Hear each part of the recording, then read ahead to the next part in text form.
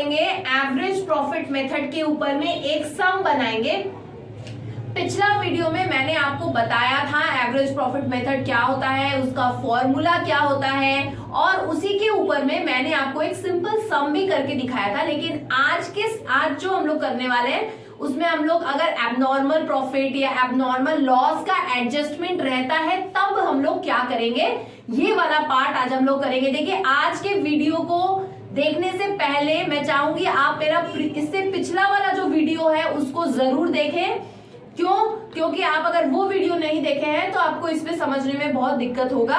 तो आप प्लीज एक बार पिछला वीडियो को जरूर देखें। आइए, एवरेज प्रॉफिट मेथड से गुडविल का कैलकुलेट, गुडविल वैल्यूएशन कैसे किया जाता है वो हम लोग सीखेंगे। देखिए, हमारा एक क्वेश्चन यहाँ पे लिख रखा है मैंने। इस क्वेश्चन को पहले अपने लोग समझेंगे। बोले एम परचेज्ड एस बिजनेस, मतलब एम क्या कर रहा है, एस के बिजनेस को एम खरीद रहा है। The profit disclosed by S business for the last 3 years, मतलब यहाँ पर ये जो M है ये S के बिजनेस को परचेज करेगा, ठीक है। तो S के बिजनेस का लास्ट 3 साल का प्रॉफिट दिया हुआ है, ठीक है। 1985 का प्रॉफिट दिया गया 40,000, 1986 का 50,000, 1987 का 45,000, ये उसके पिछले 3 साल का प्रॉफिट हमको दे दिया गया है। अच्छा, और एक बात, पिछले सब में हमने क्या किया था, हमको ऐसे 3 साल का प्रॉफिट दे दिया गया था और हम लोग उसका क्या किए थे, एवरेज निकाल लिए थे, ओके। और उसके बाद हम लोग उसको सिंपल फॉर्मूला में डाल दिए थे, तो हमारा एवरेज प्रॉफिट मेथड से गुडविल निकल गया था। लेकिन यहाँ पर आप देखिए, खाली प्रॉफिट नहीं दिया गया है, यहाँ पे 1985 का प्रॉफिट है और ऊपर में एक चीज देखेंगे लिखा हुआ है 40,000 प्रॉफिट है 1985 का, लेकिन उसके साथ क्या लिखा हुआ है, including N abnormal gain of 5,000।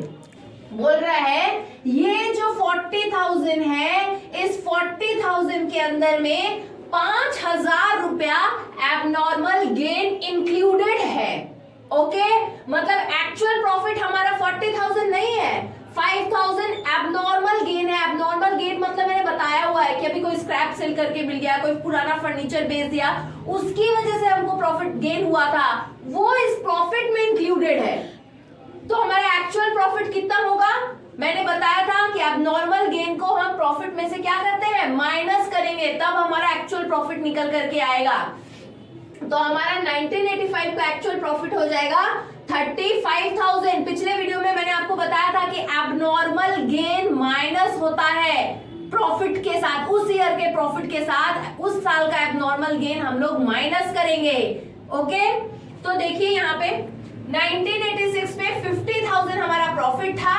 बोला after charging N abnormal loss of 10,000, मतलब टोटल प्रॉफिट में से 10,000 एबनॉर्मल लॉस चार्ज करने के बाद हमको 1986 में 50,000 प्रॉफिट आया था। मतलब हमारा जो भी प्रॉफिट था उसमें से हमने एबनॉर्मल लॉस को माइनस कर दिया था चार्ज करने के बाद, मतलब एबनॉर्मल लॉस को हम लेस कर दिए थे, तब जाके प्रॉफिट हमारा 50,000 आया था।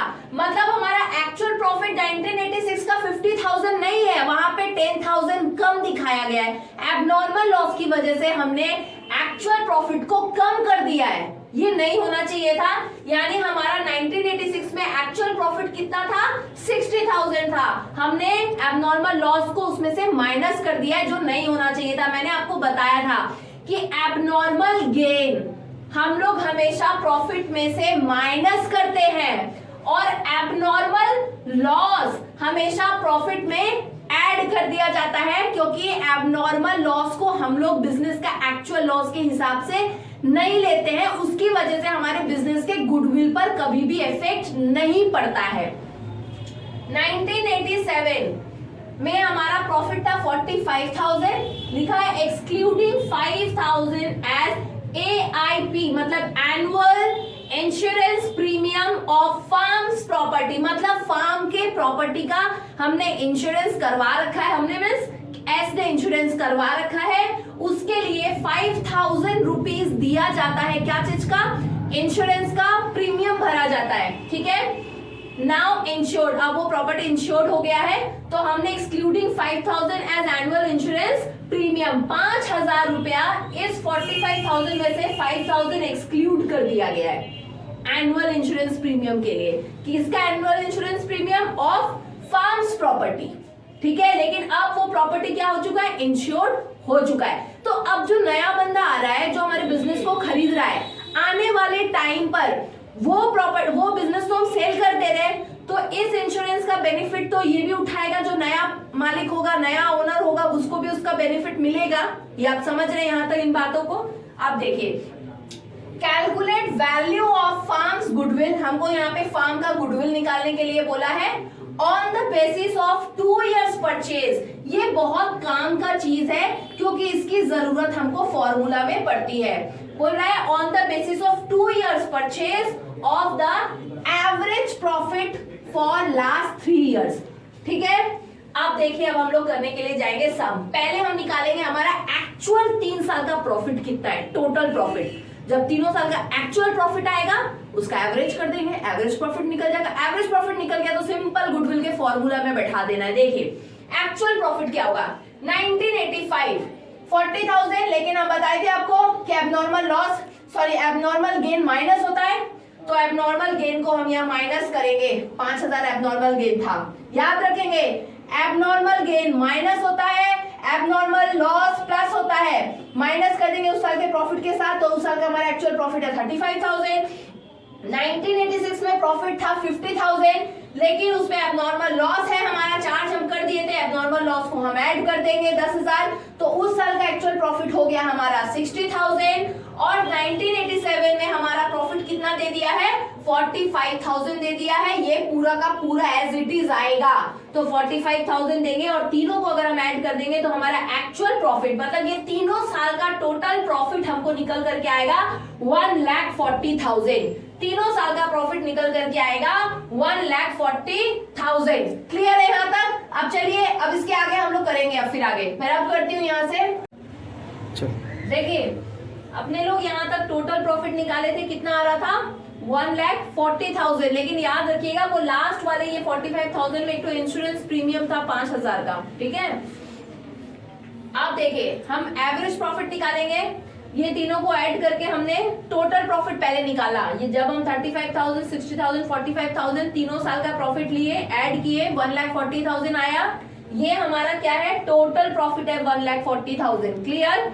अब हमको एवरेज प्रॉफिट निकालना है, तो हम क्या करेंगे, एवरेज प्रॉफिट का फॉर्मूला आप जानते हैं, तीनों साल का प्रॉफिट का टोटल डिवाइडेड बाय 3, तो तीनों साल का प्रॉफिट का टोटल 1,40,000 डिवाइडेड बाय 3, हमारा ये आया।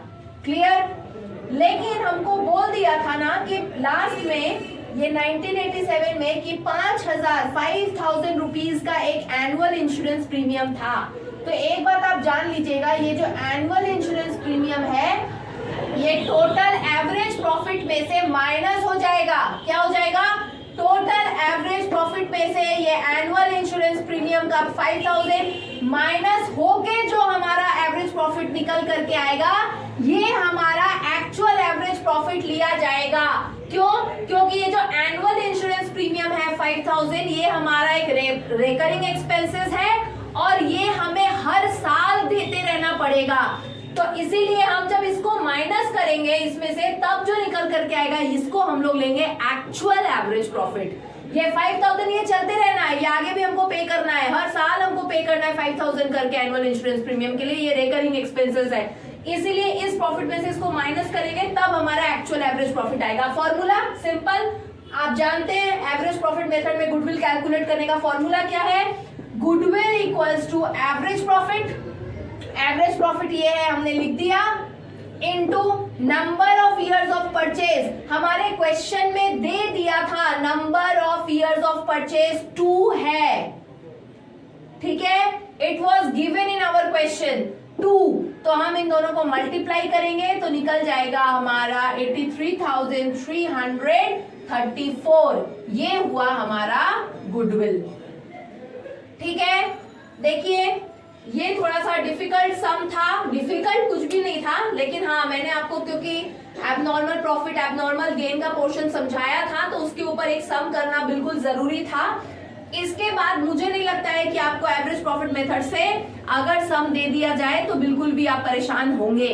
हाँ, इसका एक और पार्ट है, वो है वेटेड एवरेज प्रॉफिट मेथड। वो बहुत ही इजी है, वो बस बहुत ही कम टाइम में अपने लोग उसको समझ लेंगे। तो मेरा जो नेक्स्ट वीडियो रहेगा उसमें मैं आपको वेटेड एवरेज प्रॉफिट मेथड का एक सम करवा दूंगी और फॉर्मूला बता के सम करवा दूंगी, और उसके बाद हम लोग सुपर प्रॉफिट मेथड की तरफ, उसी वीडियो में मैं आपको सुपर प्रॉफिट मेथड की तरफ भी हम लोग चले जाएंगे। आज इतना ही, इसको जरूर देखिएगा। Thank you.